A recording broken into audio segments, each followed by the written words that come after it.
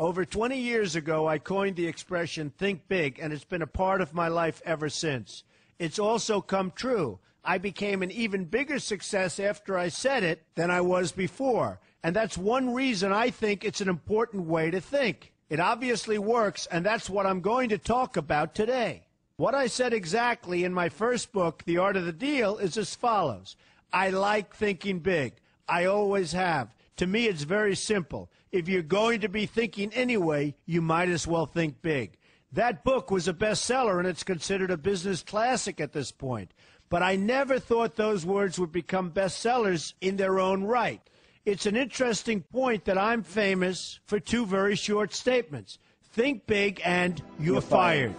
But let's stick to the first one for today. And I'd suggest strongly that you pay attention so that you won't have to hear the second one. Thinking big starts with the details and grows from there. Because I'm a builder, I'm very aware of the importance of having a good foundation. You can't take chances in construction. You can't be haphazard and say, well, maybe this will work, maybe it won't, so let's try it and find out. Because a lot of people will be at risk. I have to know if something will work or not. Every inch has to be accounted for. In other words, thinking big starts with being thorough. So number one, be thorough. Don't count on happenstance to get you anywhere, because it won't. Number two, get a momentum going and keep your momentum going. You have to have big ideas, but you've got to have the energy to get them done, which can sometimes take a long time. If you don't have momentum, you will not have what it takes to get the job done. Patience alone isn't enough. I have a lawyer friend who used to refer to me as the reverse tornado who builds everything in his path. I always like that because it implies a lot of energy and a lot of momentum. And that's exactly what it takes to get anything done. So keep your momentum going.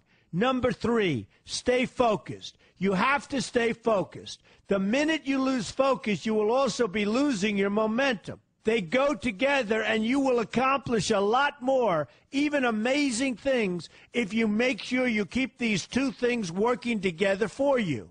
I've seen very talented people literally go down the drain because they couldn't seem to keep their focus long enough to get anything done. In this day of multitasking, that can be a real challenge, but it's absolutely necessary.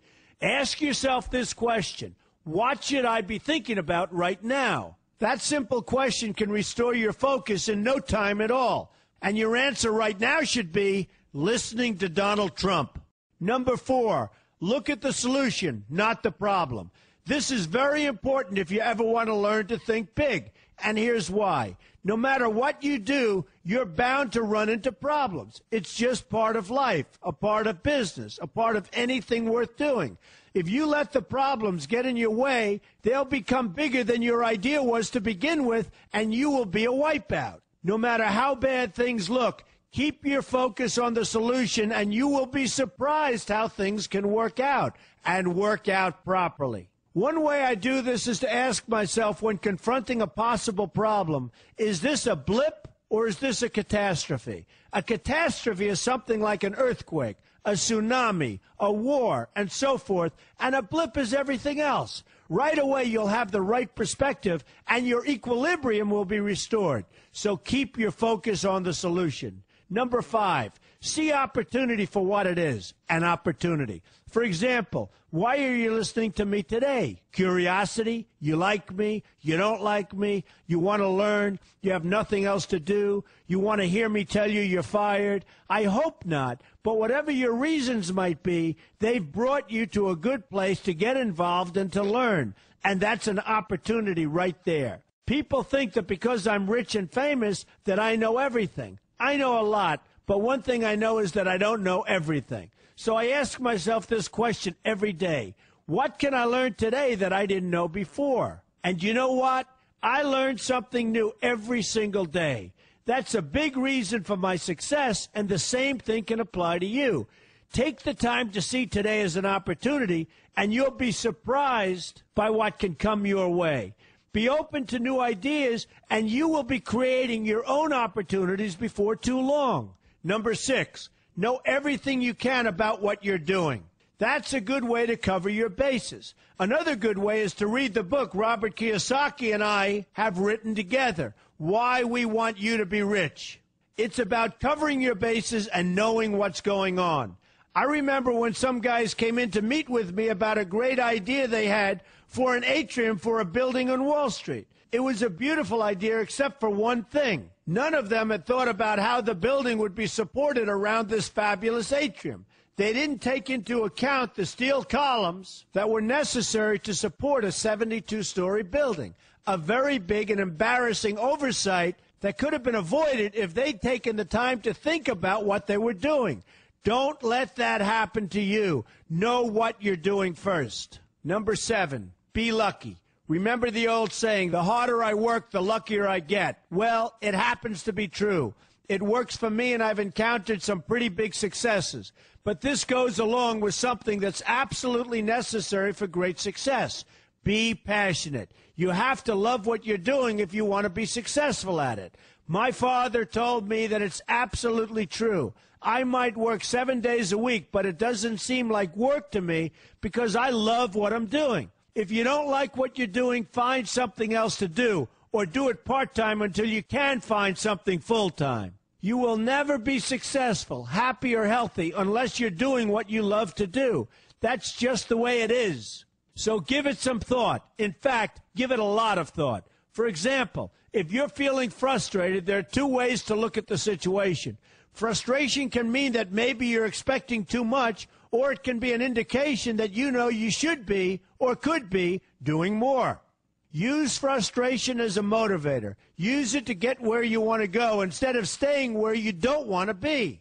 But above all, be passionate. That's the fast track to success, no matter what your interests are. Number 8, see yourself as victorious. That can zap negativity immediately and put a positive spin on problems. I've gotten to the point where I see problems as challenges that I'll enjoy meeting and dealing with.